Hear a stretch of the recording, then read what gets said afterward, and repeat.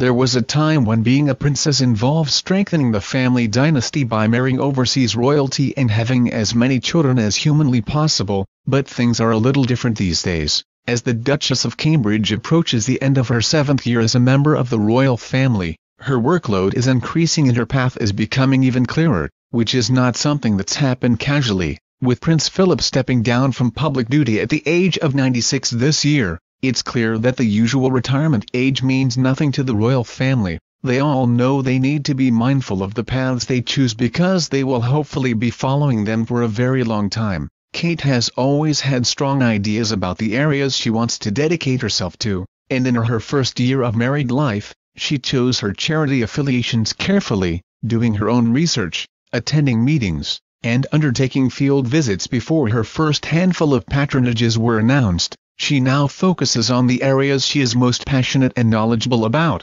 art, sports, and children, as well as some new areas for her, including addiction and mental health issues. She is currently patron of over a dozen charities, and most of her annual engagements now involve one or more of them. So what are her passion projects? Let's take a look. Action on addiction. When Kate was doing her initial research into which key areas she would like to support, her focus was very much on young people, and this led directly to her involvement with Action on Addiction. The charity's chief executive, Nick Barton, said, "She chose us because she had realized that with many problems faced by young people, the trail always led to back to addiction of some sort." Kate has highlighted the charity's work by visiting the women's-only rehabilitation center Hope House, a non-alcoholic bar called The Brink, and the Charity Center for Addiction Treatment Studies, as well as making private visits, attending fundraisers, and walking the red carpet for the premiere of A Street Cat Called Bob, a film that helped raise funds for the charity. The Natural History Museum. Since Kate became patron 4 years ago, she has been on hand to wave off the museum's iconic dinosaur cast on a countrywide tour and unveil the entry hall's new blue whale skeleton. She has also attended fundraisers, the Wildlife Photographer of the Year Awards, and the premiere of the documentary Natural History Museum Alive 3D. She has also made private after-hours visits with Prince George and Princess Charlotte, and George's first birthday portrait was taken there. Director of the Natural History Museum Sir Michael Dixon has said of Kate, "She is actually very knowledgeable on the natural world and passionate about oceans. She has been behind the scenes on a number of occasions and talked to some of our researchers and seen quite a lot of our collection areas." East Anglia Children's Hospices. Since entering royal life, a large chunk of Kate's workload has been dedicated to her work with children's hospices. She is the patron of each, whose locations are local to Kate's Norfolk home, and over the years has made private and public visits, recorded PSAs, opened a charity shop in Norfolk, given her first ever speech at the Tree House in Suffolk, and hosted a fundraising event at her home, Anmer Hall. Separately, Kate has also sought out children's hospices on her royal tours and has made visits to some in Malaysia, Australia, and New Zealand. The Royal Foundation of the Duke and Duchess of Cambridge and Prince Harry. The charity was set up in 2009 by William and Harry, and the title was changed to incorporate Kate after she and William married. Moving forward in their royal lives, the trio intend for the foundation to be their main vehicle for their philanthropic activities,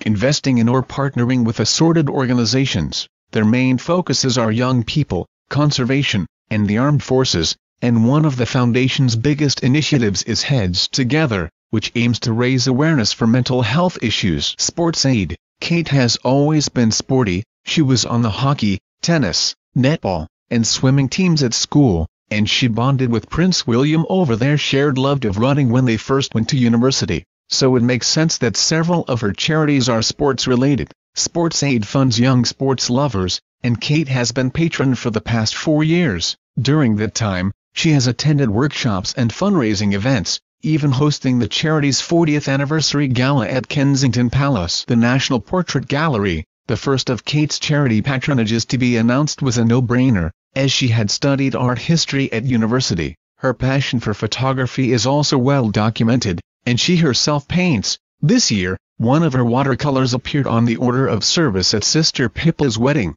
Since Kate's first engagement to the National Portrait Gallery for a Lucian Freud exhibition, she has returned for other key exhibition launches, including the Vogue exhibition, which tied in with Kate appearing on the centenary issue. for the gallery's annual fundraising dinners, and to unveil her first royal portrait in 2013. Anna Freud National Center for Children and Families. Kate has always loved kids, and even before she became a member of the royal family, she was drawn to children's charities. She trained for a dragon boat race during her 2007 breakup with William, which raised money for 2 children's hospices, and she was also later involved with the Starlight Children's Foundation and the Day Glow Midnight Roller Disco, which raised funds for a children's hospital ward and youth counseling. The Anna Freud Center is a charity that works with children and their families with mental health issues, and in addition to making visits to the center, Kate has also gotten the organization involved with the Royal Foundation's Heads Together initiative, All England Lawn Tennis and Croquet Club.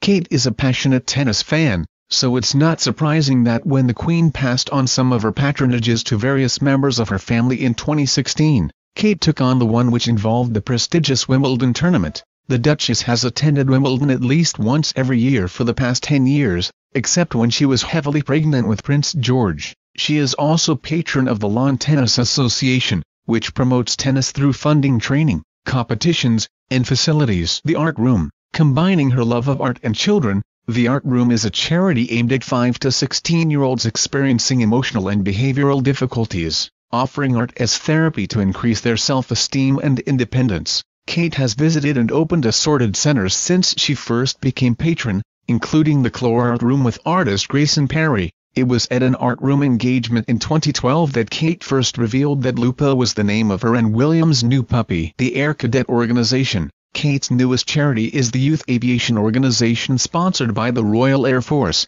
and she took over the patronage from Prince Philip last year. It's another one with personal ties for the Duchess, since husband William is a qualified pilot who flew helicopters professionally for 8 years. Last year, Kate and William took Prince George on his first official engagement to the Royal International Air Tattoo, where he got to sit in a helicopter. Action for Children. A new addition to Kate's list of patronages is Action for Children, which runs over 400 projects for some of the UK's most vulnerable children and young people. Kate has visited a few of the projects, including in Wales this year, where she showed off her pool-playing skills. The 1851 Trust. Kate learned to sail at an early age and even crewed boats on the English south coast during her gap year, so her involvement with the 1851 Trust is a natural one. The organization aims to introduce a new generation to the sport of sailing, providing them with skills and training, and is spearheaded by the most successful sailor in Olympic history, Sir Ben Ainslie,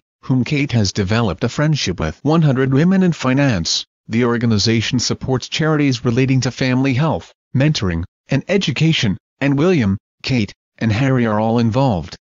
100 Women in Finance backs many of the royal family's chosen charities, including 2 of Kate's, Action on Addiction and the Art Room. Over the years, Kate has attended several of the charity's glamorous fundraisers, including one at Kensington Palace. Place to Be. Kate's earliest involvement with Place to Be came even before she was a member of the royal family, as the infamous fancy dress roller disco she hosted in 2008 was held to benefit the charity. Place to Be works in schools, providing early intervention mental health support, and Kate has been to its fundraisers, conferences, and award ceremonies over the years. She also invited children the charity has worked with on one of her Natural History Museum engagements.